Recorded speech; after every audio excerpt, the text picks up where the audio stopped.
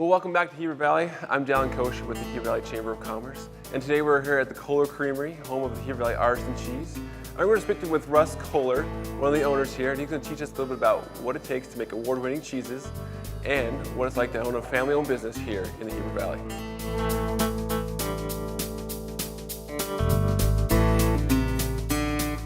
You know, our family's been in the dairy business since 1929. My great-grandfather bought the dairy. He had immigrated here from Switzerland with his father. So I'm the fourth generation to take over the dairy farm, and really that's the heart of where Heber Valley Artisan cheese starts. When I decided I was coming back to take over the dairy, we started looking around at our options and realized that in the world of dairy, you either have to get big or you have to get out in today's world. Unfortunately, that's just the way it is. And so we decided to start looking at other options, think out of the box, do something a little bit different that would allow us to preserve our small dairy heritage. And that's where the idea for Heber Valley Artisan Cheese was born. So we created Heber Valley Artisan Cheese in 2011, and so we've been producing cheese for many years now, and it's been a great blessing to us and allowed us to stay in the dairy. So there's a lot that goes into the flavor of the cheese. The most important part is the flavor of the milk. So you want to start with a really high quality milk. That's something we pride ourselves on here at Heber Valley Artisan Cheese because we control the dairy farm as well as the cheese company. And so that allows us to control the quality of the milk.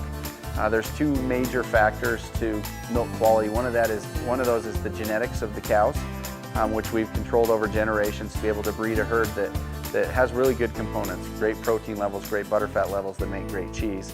The second factor to that is what the cows eat. It's their diet.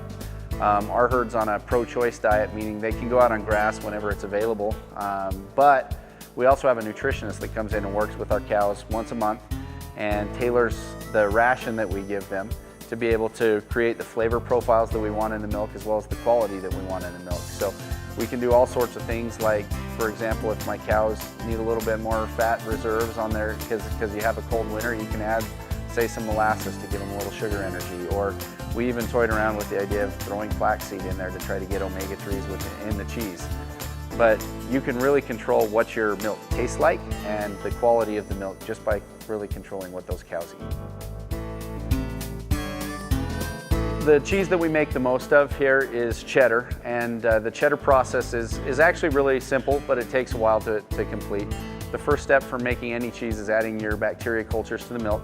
Bacteria that go in and eat the lactose or the sugar, they're going to convert that to lactic acid. Next you add rennet that causes the milk to set up and form into cheese.